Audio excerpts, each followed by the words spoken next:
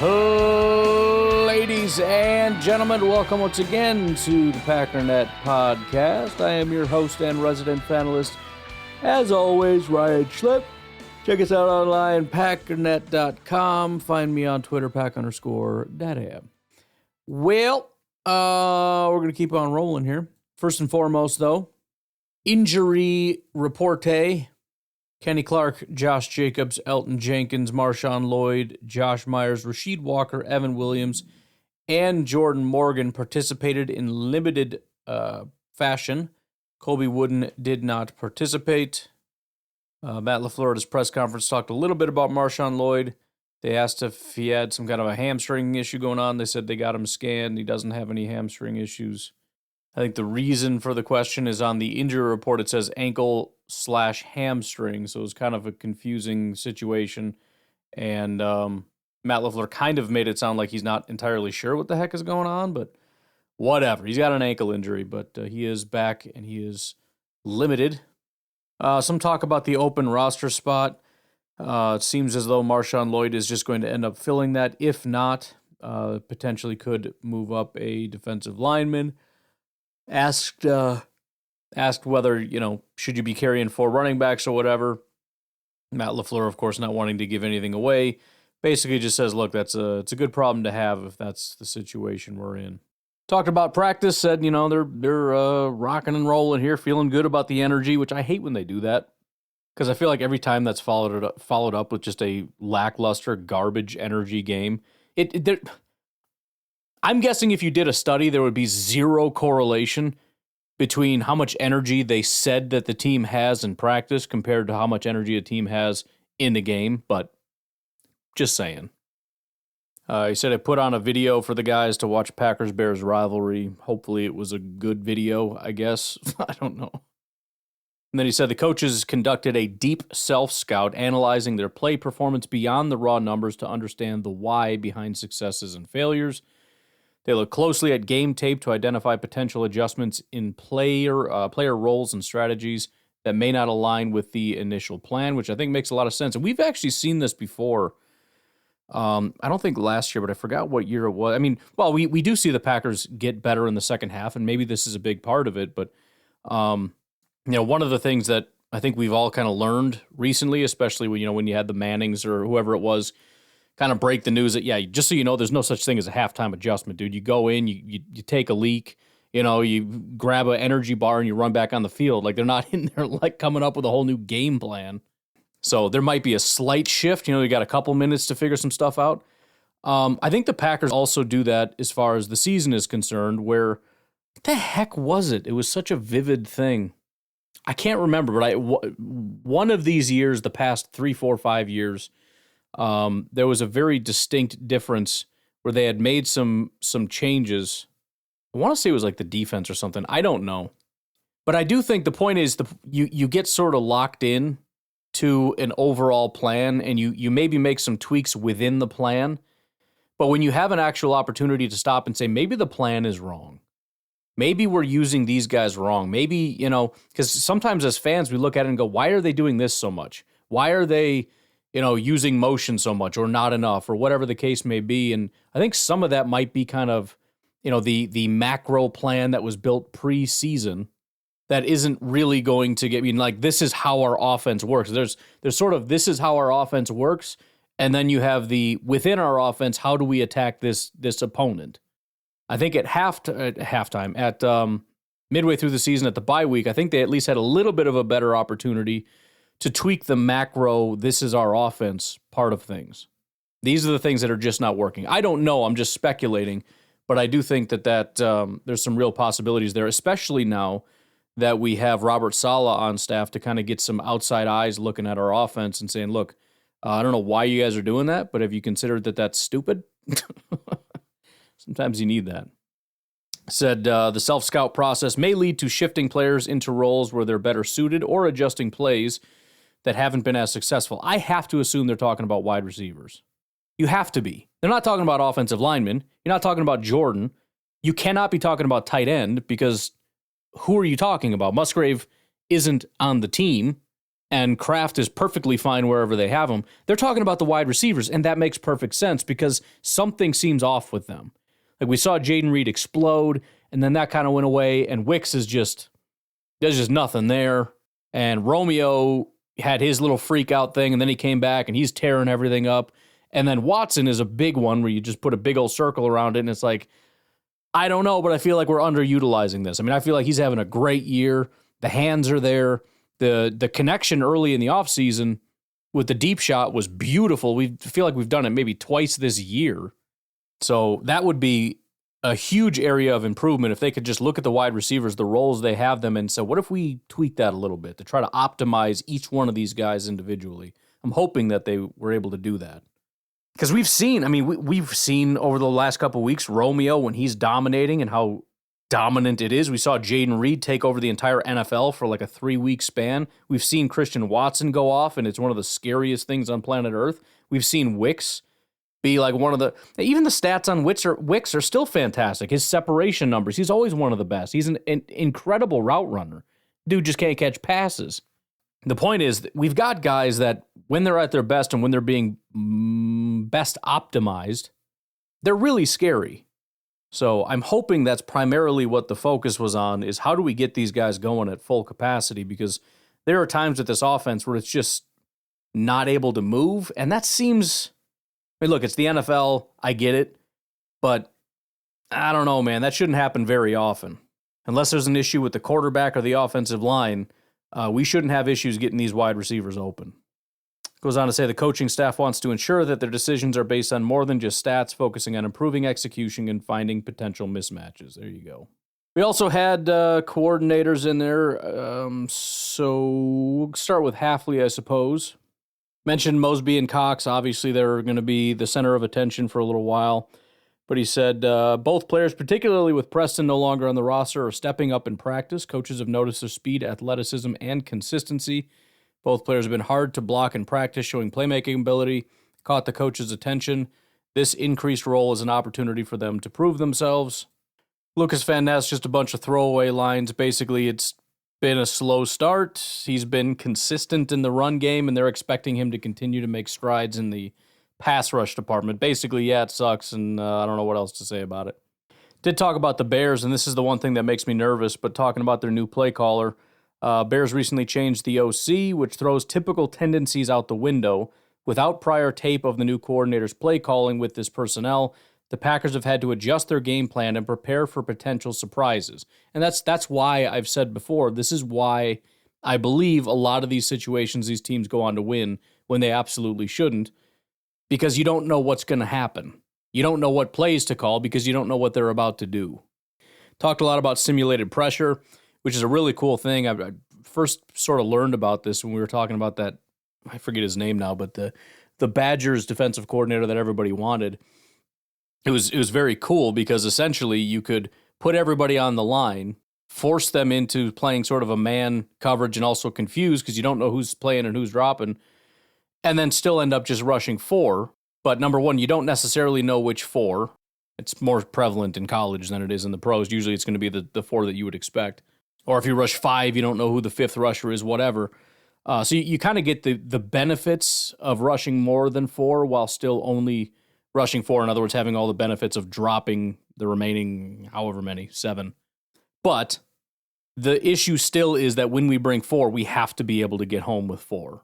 Right? The simulated pressure might help, creates more one-on-one situations, might confuse the quarterback a little bit, might possibly confuse an offensive lineman, give you an extra half a step advantage, whatever. But until they can actually just win their one-on-ones and get to the quarterback, it's going to be pretty limited benefit. That's all my narration at the end there, but that's the situation. Talking about Caleb Williams, they're expecting a lot of quick plays and screen passes, which makes sense because Caleb Williams is Justin Fields 2.0. They're treating him the exact same way. They're going to run a lot, and then when they ask him to throw, they're going to try as high a percentage passes as they possibly can, meaning keeping it within 5 yards and lots of screen passes because those guys aren't even covered and usually not even moving. But that is the expectation. We'll see. Maybe the new offensive coordinator comes in, wants to really open it up, and that'll catch us off guard. I don't know. I personally would be okay with that because the stats on him down the field are shockingly bad. But he said the Packers are planning on playing their defensive strategy aggressively and adjusting in real time. Rich Bisaccia, not a ton going on. He kind of highlighted what they liked and didn't like and what needed to change. Said coach is pleased with the team's coverage on both punt and kickoff returns, recognizing this area as a strength so far this season. However, they do see room for improvement in kickoff return coverage. So talking about when the Packers kick off and their ability to get down there and get them down. He says particularly around positioning and the placement of the kicks. Talking about the Bears, said the Bears have struggled with kickoff and punt return coverage, especially at home, which presents an opportunity for the Packers special teams. Packers plan to capitalize on this weakness, but are also aware the Bears special teams unit has made big plays recently, such as blocking punts, securing significant returns. So, there's going to be a lot of opportunities to come into this game and say this is the unfortunate thing with the Packers is they have not been able to capitalize on weaknesses basically all year. Right? What did I say? 32nd ranked pass defense. Packers barely scraped out enough points to win. So, whatever. But already talked last night about how the Bears have one of the worst run defenses in football. Now we have Rich Bisaccia coming out essentially saying this is one of the worst teams or a team that really struggles in getting guys down on kickoffs and whatnot. So we have opportunities to actually return some kicks and some punts. Really need that, right? If you think about it, this is why teams like the Bears lose is because they're really bad at certain things. If you can't capitalize and make them really bad in those certain things, they're not a bad football team anymore. So if you see a weakness, you better exploit it and you better step on their neck and press hard. Because if you can't run against a bad run defense, if you can't return against a bad return unit or coverage unit, if you can't exploit those weaknesses, now you're in a dogfight. Specifically highlighted Tyron Hopper, Evan Williams, and Bo Melton as 3 special teams contributors, talking about their growth and whatnot, how much better they've been doing, and then just talk about field conditions and whatnot. Obviously, there's nothing new. We don't know exactly what's going to happen weather-wise on that day. There's nothing that I'm aware of as far as bad conditions, rain or whatever, but you never know. And then finally, Mr. Adam Stenavich, Packers offensive coordinator, was at the podium. He mentioned, just like Halfley did, although I skipped it, they're practicing good on good, meaning it's not like the number one offense going up against the scout team defense to practice. They've got the ones against the ones because they really want the competition ramped up as high as possible. They want to make things as difficult as possible and try to get guys up to speed as fast as they possibly can. Talked about the Bears' secondary pass defense is quite good. Talked about that a little bit yesterday. They were listed as 4th, I think, in the article that I read. I think they're down to 6th now. So they are getting worse in that regard. As you would imagine, the whole team is falling apart, but still considered a very scary secondary. Hard to move against their secondary. Also mentioned the Packers have struggled in the red zone, primarily due to negative plays, as I'm sure we've all noticed, like penalties or sacks that push them back and limit scoring opportunities. Staying disciplined and avoiding these mistakes is a priority for improving red zone efficiency. When drives are clean, they're generally successful, but overcoming penalties has been an issue. Did mention Jordan Love looks healthier post-bye, which really just kind of contributes to the idea that the Packers did not wait until he was 100%, right? Because if he's 100%, how can you say he looks healthier post-bye? He obviously was not 100% prior to, right? So more or less just gave us the answer on that one, which I was trying to give him the benefit of the doubt, but here we are. But it says the rest has benefited his legs and overall conditioning. Coach noted that his decision-making with the football, particularly avoiding forced throws under pressure, will be key to reducing turnovers and elevating his game in the coming weeks. And then as far as Dontavian Wicks, they said the coaching staff is working with him on adjustments to his warm-up and catching technique to address the issue, expressing confidence in his ability to improve moving forward. They also said he was one of the rare guys that did not have issues in college. I don't know that to be true. I would have guessed otherwise because everybody we draft has drop issues. But sometimes coaches say things that aren't true. I don't know. But according to Stenavich, that was one area where he didn't really struggle, so they're just trying to get him back in the groove. That's about it. None of the rest of this stuff seems overly interesting. Why don't we take a break, come back, touch on a couple things, and then, we got to make fun of the Bears. That's what we're doing this week. So we'll take a break. We'll be right back. So just a couple notes from Packers players. I found this one to be funny. It wasn't as highlighted as some of the notes from Xavier McKinney, which we'll talk about. But Elton Jenkins talked a little bit about playing the Chicago Bears. He mentioned, first of all, he's undefeated. He's never lost to the Bears with his time in Green Bay. But he also said he really likes playing in Chicago at Soldier Field. He said he likes the atmosphere there, which I thought was surprising. But he goes on to say he particularly likes the shift in energy as the Packers pull ahead in the third and fourth quarter. He takes satisfaction in seeing opposing fans quieted and leaving the stadium, especially in tough road environments. I thought that was hilarious. Like, yeah, I like it down there. I like the way that they shut up in the second half because they're getting smoked and then end up leaving. But then my favorite thing, and this is, if I was smarter, I'd just save this for last because you want to trash the Bears. This is one of the best ways to do it. But so this went deeper than I initially thought. So let me just read you this. This is what I saw. This is probably what many of you saw. This is Clay Harbor. He's a Bears guy. Other people had tweeted stuff like this. Xavier McKinney on DJ Moore. Quote, "This dude walked out on his quarterback. I've been playing for 5 years now, and I've been watching football for longer than that, and I don't think I've ever seen anything like it. You're supposed to be the guy, and you're walking off the field on a rookie quarterback." So he's talking trash. And I saw Packer fans saying, I don't like giving them bulletin board material. I saw other Packer fans say, nah, screw that. Put it in their face. I tend to agree. Throw it in their face. Just, I mean, of course you got to back it up. But I want trash talkers.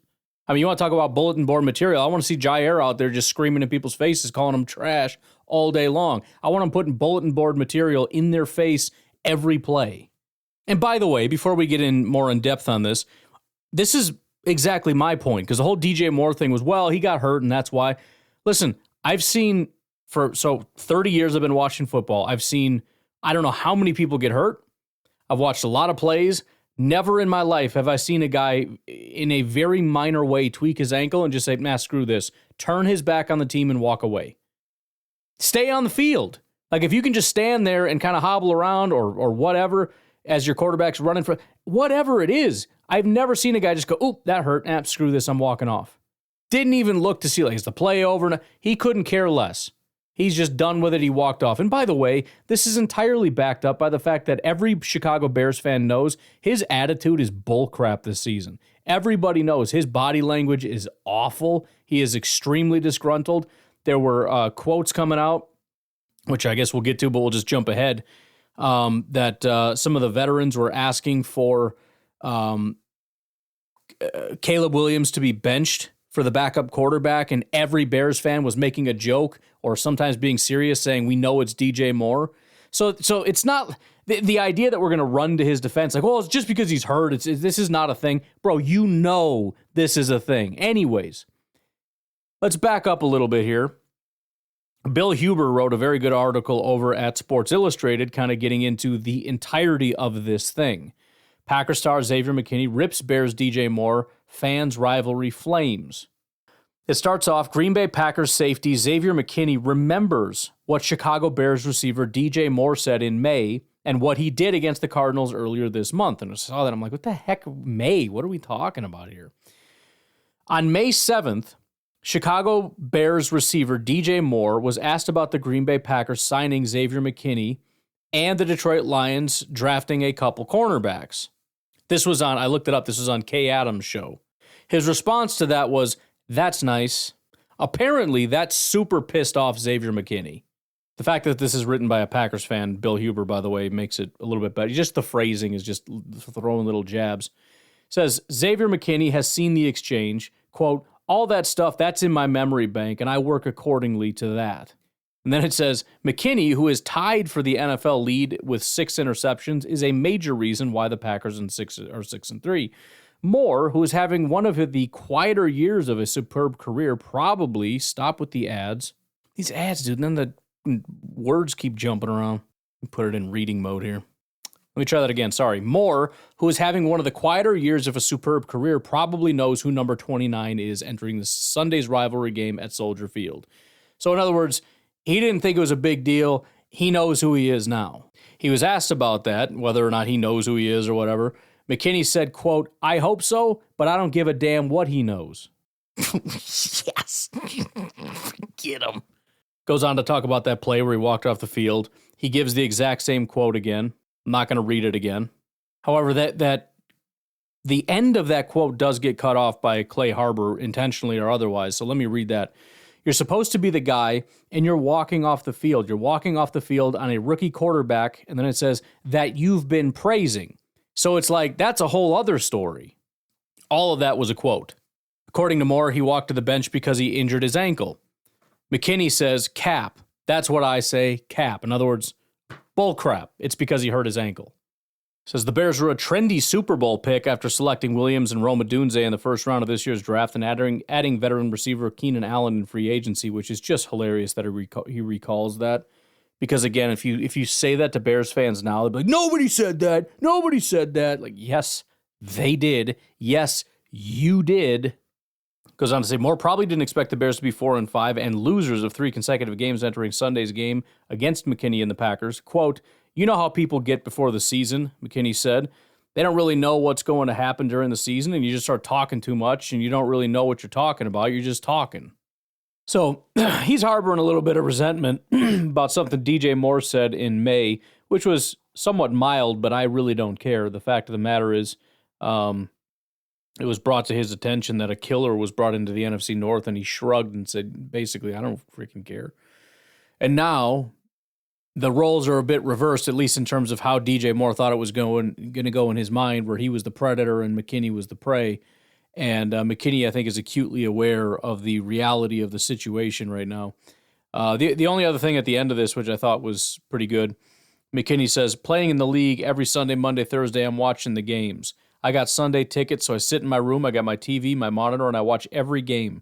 I'm paying attention to formations, little things, how people play when they're up, how people are playing when they're down, what players are doing. Plays still going on. You walk off the field on your offense, you take note of that. Everybody takes note of that, and we see it, and we're going to work it accordingly. I don't know how those two things are tied together, but maybe he's just... I like the quote about what he watches because it really shows how much of a worker he is, and I think that's how you get to be a guy like Xavier McKinney.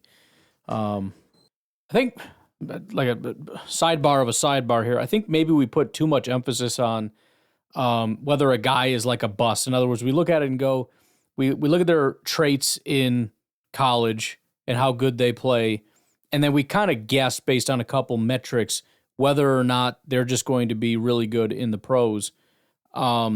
Based on, how good they are, how fast they run, how high they jump, their agility and all these different things. I think we maybe underestimate. It's just a matter of who's going to get in and obsess over this freaking thing. You're going to have 4th round picks that come in and obsess and be top at their position. And you're going to have first round picks that come in, think that I'm big and bad and dominant. I'm going to come in and do what the team tells me. I'm going to go to the weight room and they say go to the weight room. I'm going to eat the food they tell me to eat, and then I'm going to show up to practice, and we'll just see what happens. And they don't work out. Anyways, maybe he's talking about, hey, I watched a lot of football, and I watched that guy walk off, and I've never seen that before. I don't know, but he is just throwing it in his face, and I think it's absolutely fantastic.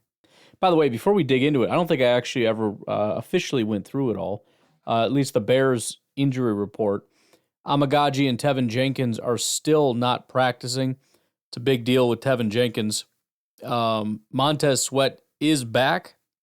He was limited, though, so we'll see what happens with him. I would assume he plays, but he's going to be banged up if he even plays. Tarvarius Moore, their injury report thing is all jacked up. They have him limited on Friday. Somebody put that in the wrong column. I don't know what's going on. Mercedes Lewis didn't practice, but that was a... non-injury related rest day. So we'll continue to keep an eye on all that good stuff. All right, let's have a little bit of fun. Tell you what, I want to pull up a few receipts here because we've been picking on the Bears, and it seems not fair. Why would you do that? That's terrible. Oh, other news. Jaquan Brisker officially out for the year. I mentioned already he wasn't going to be playing in this game. But something serious is going on there. I don't have the full details, but he's been out since week 5, and so he's been in concussion protocol for all these weeks, however many weeks that is. And then they finally realized he's not coming back. I don't know what that means, but it doesn't sound great. So, leaving the competitiveness aside and everything I've said about Jaquan as far as being overrated or whatever, that is all kind of a side note.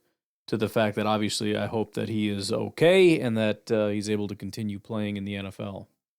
Well, yesterday, I believe it was yesterday, I don't know, one of these days, I brought up Nick Wright, kind of picking on the Jets, Aaron Rodgers is an idiot. Blah, blah, blah. Not a fan of Nick Wright, so why don't we start with him and make fun of him a little bit. Here is, and by the way, thank you to Slobzilla, Mr. Dennis Dockery on X, for sending this to me. Here is Nick talking all bunch of trash about how good the Bears are about to be. There's a lot of pressure on Jamo Williams, who was a great collegiate player but hasn't shown it. I like the Lions. I think they have a top 3 overall roster in the league, but I don't think they're going to be good enough to beat the Chicago Bears, who I think are going to win 11 games, win the division title.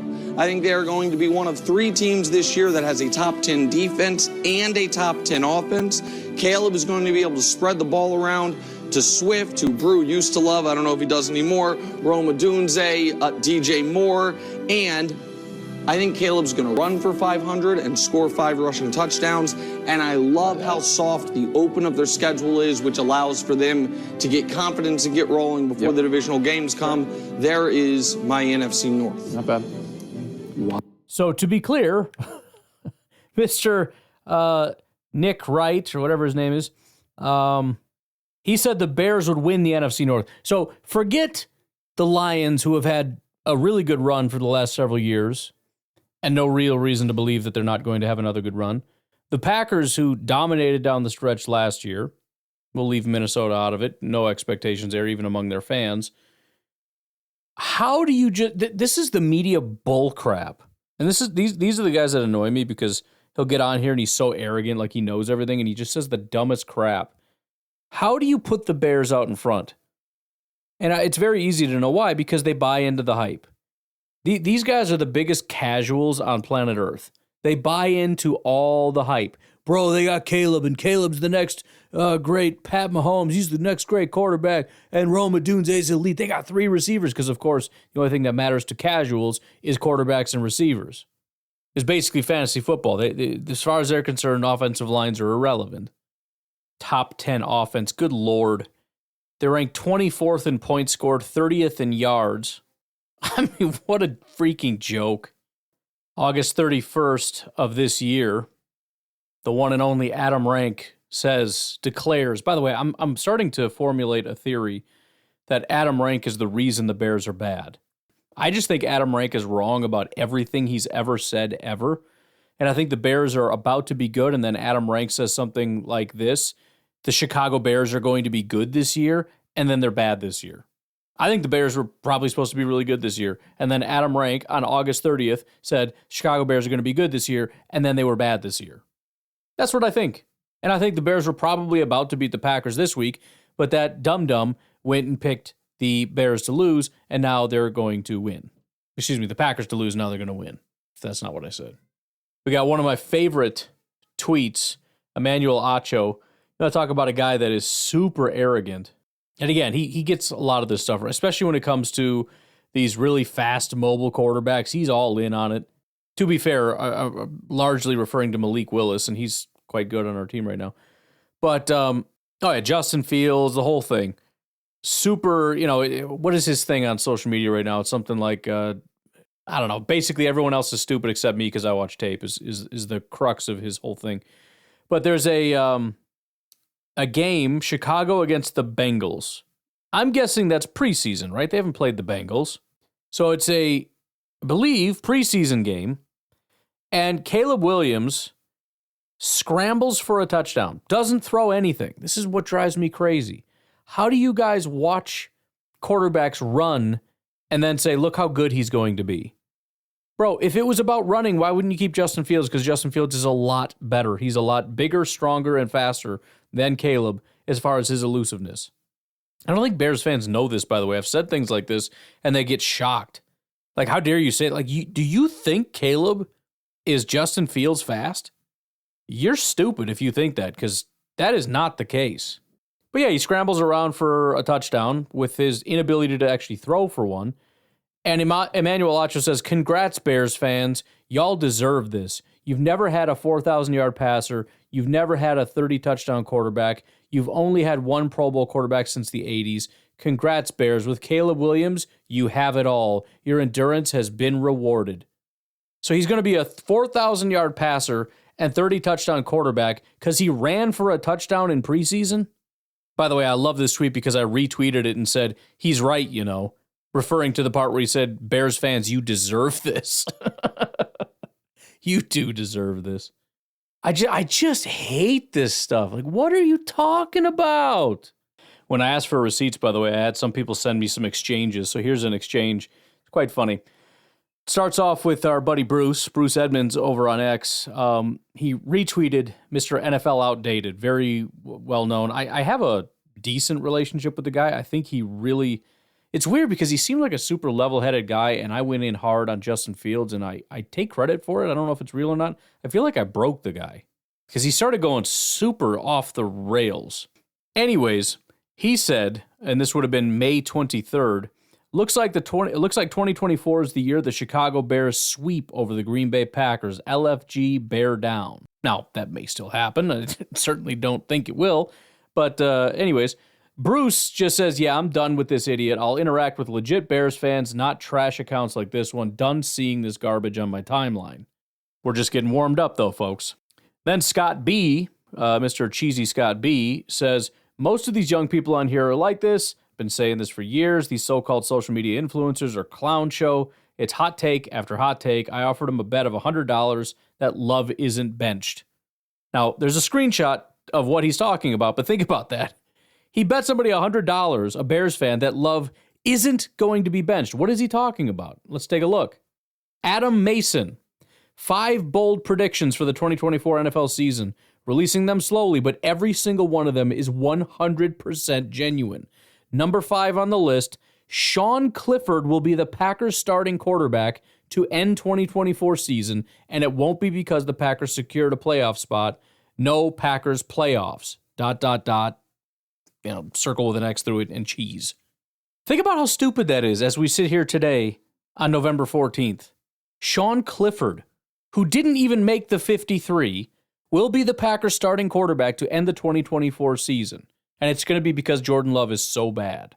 By the way, if you think this is just some random idiot just saying nonsense, which it is, the only comment below that I can decipher that makes any sense is from Tom Papalardo. He says, looking closely at the Packers O-line, your prediction might come true to my great satisfaction. What the hell offensive line are you talking about? The Packers have always had a very good pass-blocking offensive line. Why is everybody so stupid? As, by the way, right now, they are the number 1 pass-blocking offensive line by a lot of different metrics. They're top 5 by every metric. That was one of the things somebody talked to Elton Jenkins about, letting him know that they've allowed the least amount of sacks the entire year, and he's like, oh, I didn't know that. They're a dominant pass-blocking offensive line. Adam, who was bet the $100, who said Sean Clifford would be the quarterback, found that and commented, I did, however, bet you the Bears would have a better record than the Packers, even though every outlet has Vegas with the Packers winning 2 more games, and your coward, keeps bumbling and making excuses. So he doubles down and says the Bears are going to have a better record. To be clear, the 3 predictions we have so far from Bears fans, the Bears are going to sweep the Packers, Sean Clifford will take over as starting quarterback over Jordan Love, because Jordan Love is bad, and the Bears will have a better record than the Packers, with one comment saying, yeah, I agree, because their offensive line is so bad. This is Bears fans. This is how delusional they... It's unbelievable. I mean, I don't know what happens to them in the offseason. By the end of the year, every year, they concede. Damn it, we're here again. The Bears suck, and the Packers are a really good football team. And by... the start of the offseason, they have convinced themselves the Packers are a bad football team. They're terrible. Jordan Love, every single Bears fan that I saw by the end of the year said, oh man, Jordan Love's legit, and I don't know how they keep doing this, and I hate it. By February, they'd all convinced themselves that Jordan Love was terrible. And apparently by May, they believed that Jordan Love was going to be benched. By the way, I cut this thing off because we just talked about Waldron, but I want to read through the rest of this. This is Kirsten Tannis.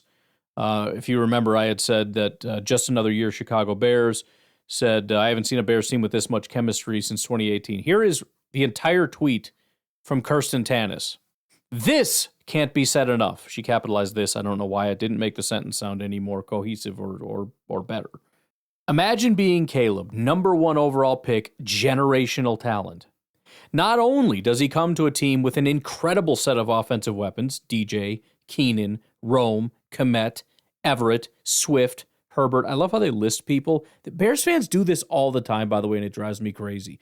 They'll list off names, and like 3 of them make sense, and the other 5 are just like, who the hell is that?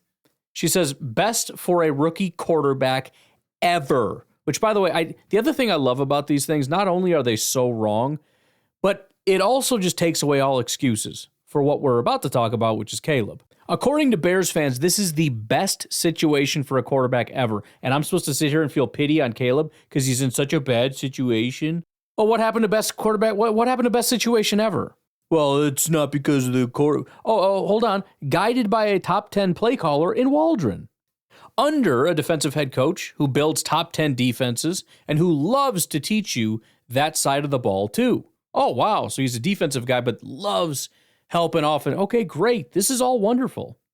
And, she says, at the very same time you are drafted, your GM gives you the gift of drafting an equally generational player at the punter position. I thought she was going to say wide receiver.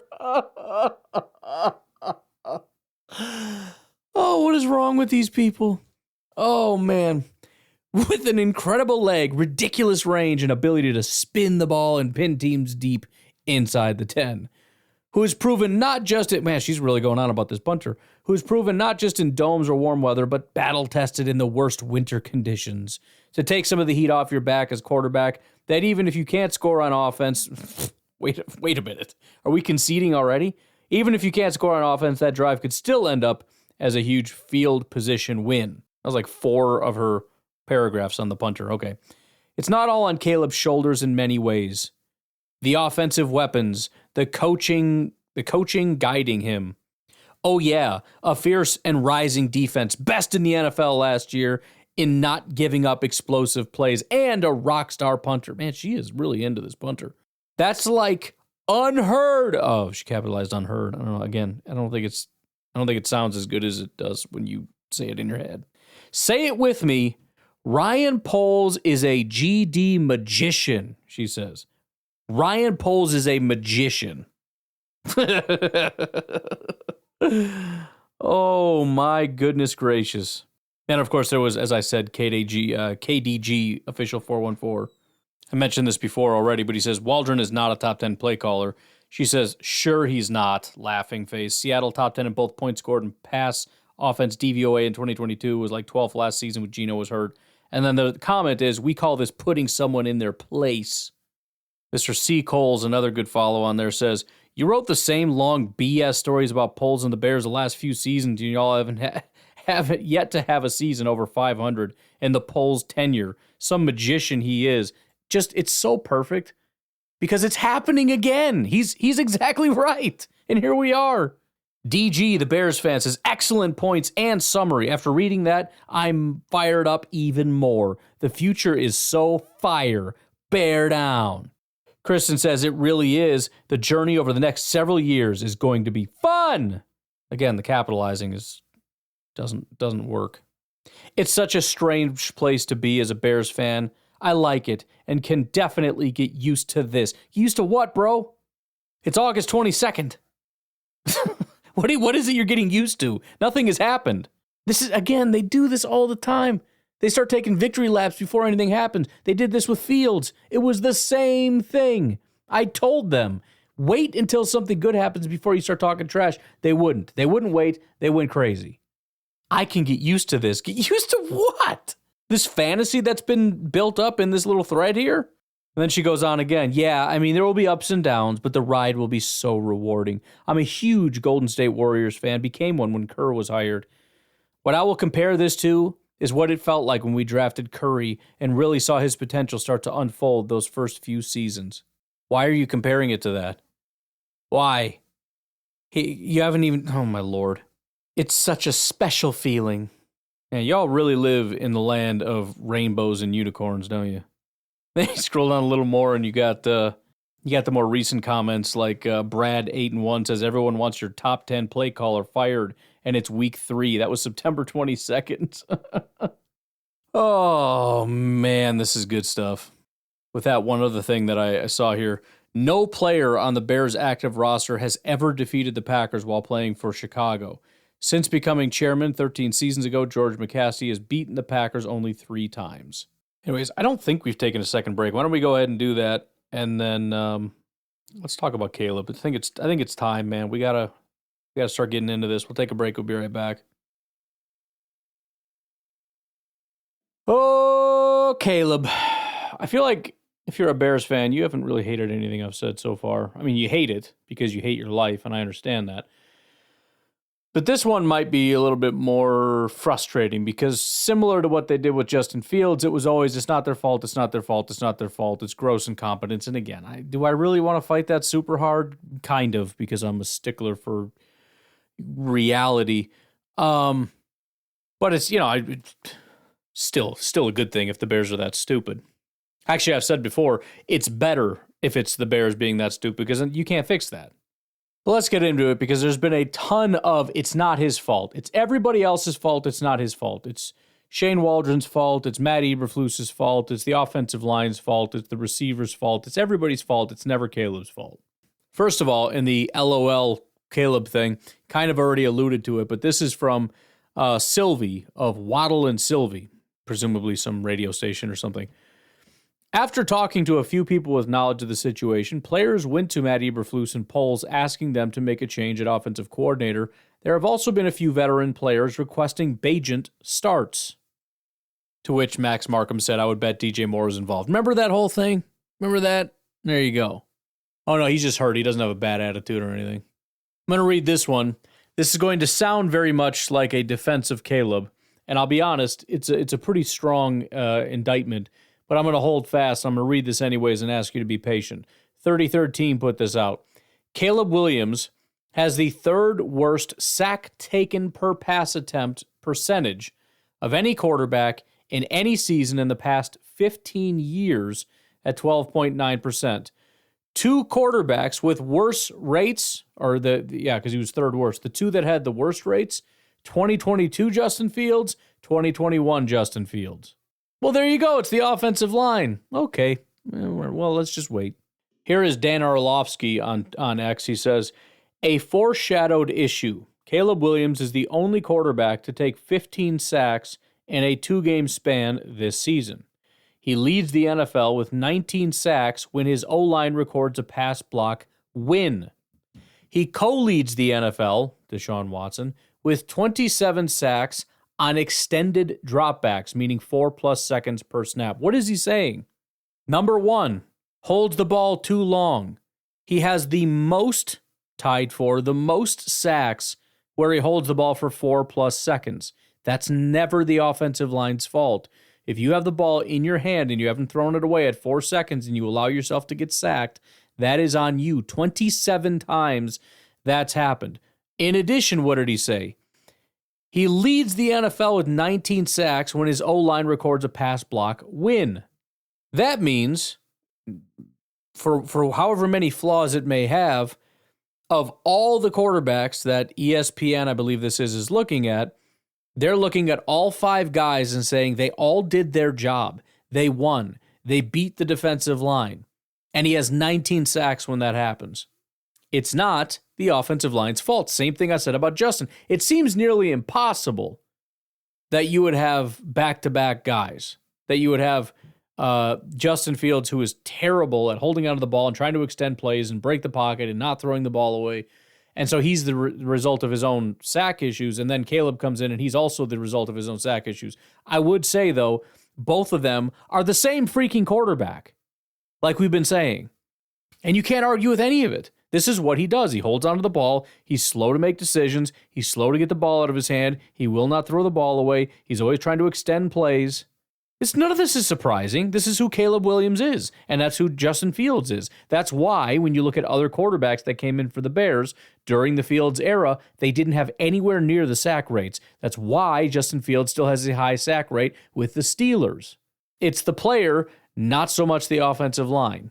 Here is Dan Orlovsky. And again, I think a lot of quarterbacks, if all things being equal, they like to defend quarterbacks, right?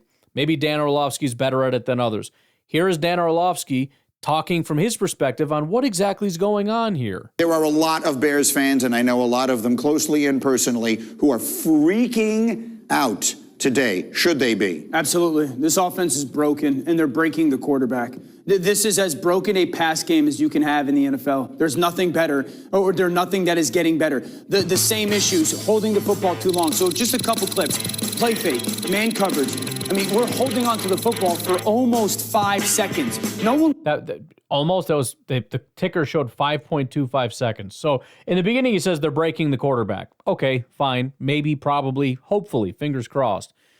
But he goes on to explain why Caleb is just bad. Was open, check it down, throw it away, do something. We have to play faster at the top of our drops. 3rd and 7, Caleb drops back. No one's open, okay, great. Move, get off your spot. Sack. Playing so slow at the top of your drop is an issue. That ball should be out right now. DJ Moore is open. You're picking the top guy. It's late, and then it's a missed throw because your feet are so late. This is a curl flat read. Everybody in the NFL knows it. Caleb is running from the pocket, getting out of the pocket before anybody's actually even in their route. The pocket, just one shuttle move, and you could throw that football down to that curl over the top at the top of the screen. The quarterback at the top of his drop is playing way too slow. He's seeing it way too slow. There are moments when guys aren't open. He will not throw the football away right now. The offense, there's nothing easy. I don't like the scheme. I don't think they're doing anything to help people get open. That's how you get a broken offense. Yeah, and again, I'm not even going to disagree with that. However, I think what's going to happen with Caleb, if Caleb starts to improve his footwork, all that stuff, his rhythm, his timing, if that begins to improve, everything else will improve. I think they're falling into the death spiral that they did with Justin Fields, where there's no way to fix this. Because you have to reduce your offense down to what you think this guy can do, and he can't do a freaking thing. And then people look at it and go, oh, look how simple this is. Look how stupid this is. Look at these concepts. They're so basic, and there's no creativity. I know, because he can't handle it. By the way, some of the comments here, Bears fan in the Rockies says, yep, this is what I was worried about watching his college tape. He likes to hold the ball and make the deep pass instead of the easy throw. Sports Tweaker said some of us knew this. Then he would run in circles against bad opponents in college. He's not an NFL quarterback. I've been saying this since last year at USC. Nothing new to see here. And they're not wrong. I said it prior to them even drafting him. He's got all the talent, and it's super scary. Like, I'm scared of Caleb. No question. I'm still a little bit scared of Caleb. As far as, figures it out or whatever, who knows? And the thing that I'm really loving about this is we're not 100%. I know I said a lot of people are still doing it, and that is the case. A lot of Bears fans are holding on tight. I get that. But you do have the Justin Fields guys who are just laughing hysterically at this failure. So there's already a contingent of that. But there's also a lot of people who right out of the gate are not buying it. They're not doing it. They're not just going to fall on their sword for the quarterback. Here is former Green Bay Packer James Jones. If I was dropping a bunch of passes, I can't say, man, Coach Mike is not putting me in a situation to catch these passes. I'm dropping the passes. One thing at the wide receiver position that I know how to do is catch. You've been playing quarterback your whole life. One thing you know how to do at the quarterback position is throw. He's missing simple throws. And we're trying to say it's the coordinators or the players and all that. He's missing simple, wide open throws. And I understand that certain plays can be schemed better, but certain plays are schemed to be open too, is what I'm saying. The main thing in this whole situation is what I'm saying beyond the coaching is Caleb Williams is not playing good right now. Yeah. And that is the bottom line. Yeah, that's it. And he got a coach fired because he wasn't playing well. I don't think he got a coach fired. No, that's what happened. It's shocking. I don't disagree. It don't matter. It's the same thing with Aaron Rodgers and any coach that gets fired at the offensive coordinator position. I watched Luke Getsy call these plays for the Raiders. Some of them open, some of them not. You can complain with a lot of them. Gardner Minshew ain't playing well. Right. I couldn't disagree more. They not. So that's the bottom line. The quarterback is not making the plays. He's right. He's right. And that doesn't mean Shane Waldron's doing here's the thing I'm saying with Shane Waldron. I don't know that he's doing a bad job. I don't think anybody knows that he's doing a bad job. I think people are looking for answers. They're not going to give up on the quarterback already. They can't blame the head coach because he's the defensive coordinator, so the default is, well, the offensive coordinator's not doing his job. How many people actually have analyzed the Bears' offensive play calling and said this isn't good enough? Because what I'm seeing is a lot of guys who are looking at the plays, breaking it down, going, this is simple day one install stuff. This is the most basic bull crap in the world, and Caleb can't do it. And the offensive coordinator got fired. A guy that, as what's-her-name said, had a good offense in Seattle. What happened? He forgot how to do it? Here's a fun stat for you from 33rd Team. Caleb Williams has the worst completion percentage on throws of 15-plus yards by any quarterback in any season over the past 15 years. He ranks 468th out of 468. You want to get into your bag here? Should we really open up the playbook for this guy? Worst completion percentage on 15-plus yard throws of any quarterback in the last 15 years, period. Out of almost 500 quarterbacks. Do you know how many terrible quarterbacks have played when you're talking the last 500?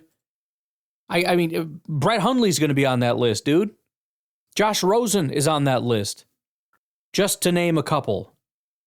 Here is Tyler Dunn. Here's what he had to say. Caleb Williams was a special talent at USC, and the world deserves to see him play for a smart coach with a competent offensive line, which I don't know that he doesn't have that, but anyways.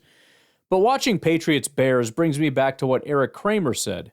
He preferred Drake May. Here's a snippet from that article. It says, not everyone is sold that Williams can zip through progressions, including the man who threw for more yards in a season than anyone in Bears history. Ahead of the draft, Eric Kramer wanted the Bears to either draft Drake May #1 or trade down for Bo Nix because to him, these were the quarterbacks capable of playing within structure. Tend to agree, I was a big fan of Bo Nix.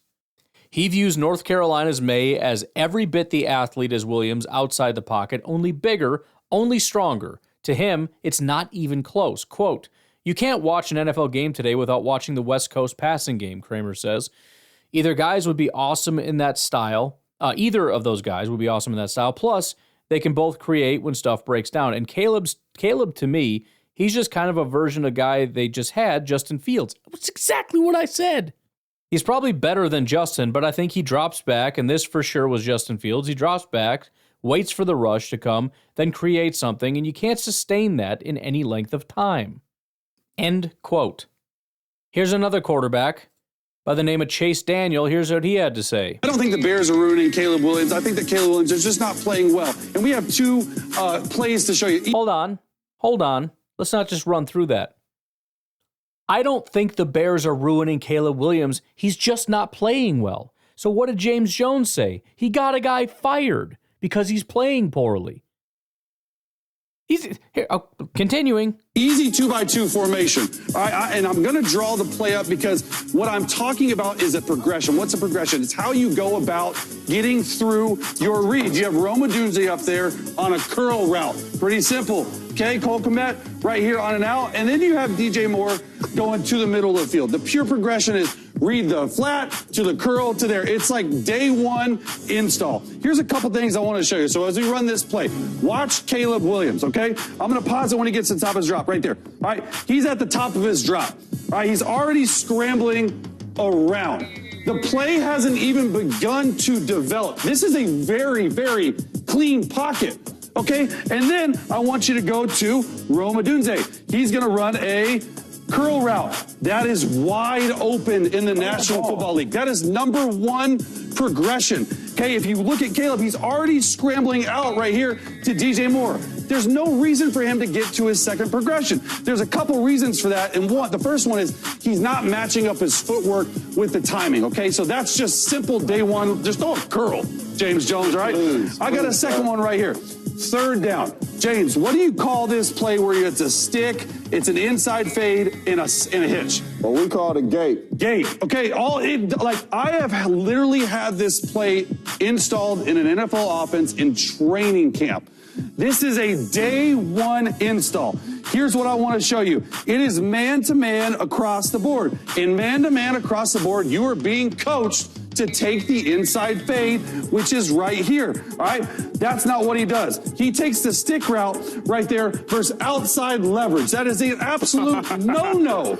You do not take the stick route because, look, he's already predetermined it, and I just want you to watch right here the frustration of Keenan Allen right there.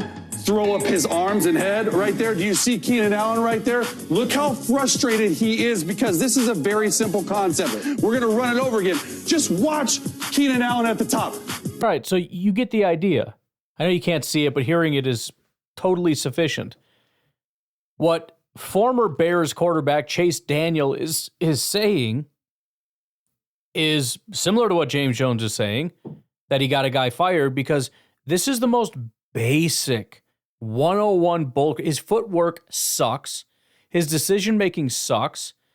This essentially was a predetermined play. If you just understood the 101 of this, the way he's playing this out is there's 3 routes. All 3 are to the left side of him. They're all to the left. If it's man coverage, you throw to that guy, period. That's it. This guy right here, throw to him. The wide receiver knows that. He's a veteran. He's been around a long time. He knows.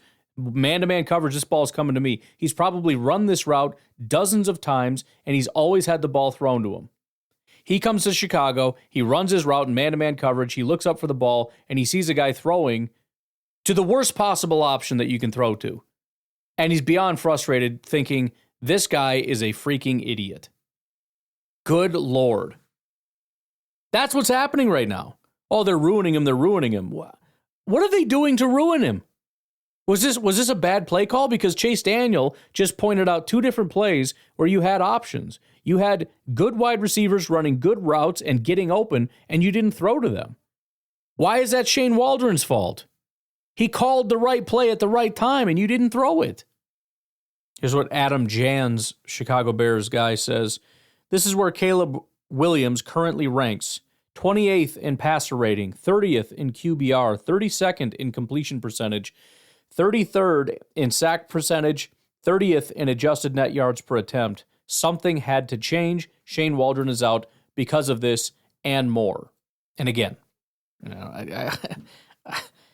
show me how many times Shane Waldron has been in charge of a quarterback to some capacity and they were this bad.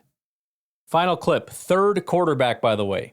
I've always said quarterbacks, backup quarterbacks. I have never seen 3 quarterbacks pile on a guy like this. Even Fields, like you had QB school was saying, yeah, Fields is not doing a good job, whatever. You still had people beating around the bush, whatever. This is just, these quarterbacks are disgusted, essentially. Here is Matt Hasselbeck talking about Caleb Williams. This is where you have a real value for our audience, and I love this. It's easy for me to just blame Eberflus, but it can't be this bad without also being Caleb. Now, I don't think they're scheming up as many layups as they could, but his accuracy's not been good. So when you watch this, some of it's on Caleb too, right? I would say 90% of it is on the quarterback. 90%. Like if I'm coaching the quarterback, and there were 9 sacks yesterday, I'm putting at least 6 of those on the quarterback. And just like with Russell. Listen to that. Matt Hasselbeck went back and watched it, said 90% of the problem with this offense is Caleb Williams.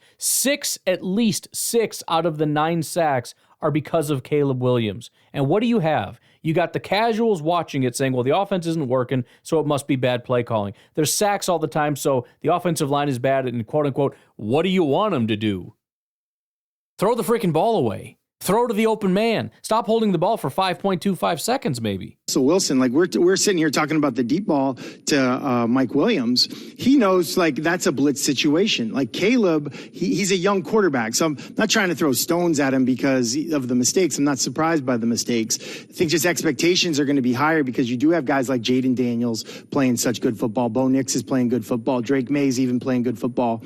And so I think the Boo Birds are going to be out with Caleb. But to sit there and to say that it's, there aren't places to go with the ball or there aren't ways to avoid sacks. He's missing, like that ball to Adunze in the end zone. He missed it badly. And listen, people are going to miss throws. The greatest quarterback in the world, Patrick Mahomes, misses guys who are open. Like, it's going to happen. But just understanding like the growth of a quarterback, it always starts with pass protection. Always. It's not about throwing the ball. It's really just about pass protection. That's the number one thing, and understanding how to avoid sacks, how to help your team, how to help your defense, how to help your offensive line. And like right now, like one of the reasons why it's funny that he says pass protection and then goes on to talk about the responsibilities of the quarterback in pass protection. It's a concept that is completely foreign to most people. You don't play a quarterback early because you don't want him to get shook. You don't want him dropping his eyes and looking at the rush. You don't want him moving around and scrambling when there's no reason to scramble. And that's the danger with a young quarterback. And I just think they got to be careful how they treat this guy, because he's got a ton of talent, but clearly the confidence is not there like it was at USC. It's just not there. Yeah. For the record, I had two executives tell me before they drafted him, they said, listen, he's erratic.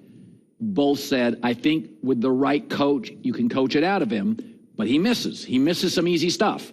Well, and I think if you just take a quick look at like sort of what Sean Payton did with Bo Nix yesterday, it was up tempo, gets the defense to chill out a little bit. Yeah. Caleb and the Bears were at the line of scrimmage for a long time. Just about every play, the New England Patriots have a chance to audible. They have a chance to recognize the formation and say, okay, this is the formation, here's what we're going to do. And so, I just think tempo is a secret weapon. Like, Mike Holmgren was so good about this. Bill Walsh was so good about this. Andy Reid's really good about this. Sean Payton did a great job. Using the tempo, using basically the fact that what the play is on offense and the defense needs time to react, like using that as a weapon. You saw Sean McVay do it when he first got to LA. It's such a tool that people use. Some people use it well. Some people just give it away and they don't use it as a weapon. And I think it makes it a lot tougher for a young quarterback to now behind the center and kind of redirect protection, know where you're hot, all those kinds of things. It's, I think there are some things that they could do to help him. All right, so something to keep an eye on for the upcoming game to see if they try to introduce some tempo. It's going to be, our defensive coordinator, our team is going to be caught off guard a little bit with some of the stuff they're doing, but I do wonder, how much can you really expand with Caleb Williams? And if you try to, if you say let's just open up the book, let's just try some crazy stuff, let's punch the Packers in the mouth, could that really bite you? I would be, if I was a defensive coordinator, I'd be talking to my guys and I'd be saying, look, if they keep playing the way they're playing, we got this in the bag, because the playbook's like 5 plays and Caleb sucks. It's not a big deal. If they come out swinging, though, we need to be ready, because he's going to come out and he's going to be throwing the ball, and there's going to be a lot of opportunities to make up just intercept balls, tip balls, get sacks, whatever the case, like big play opportunities for us. You need to be ready for that. If they decide that they're just going to fling this thing open.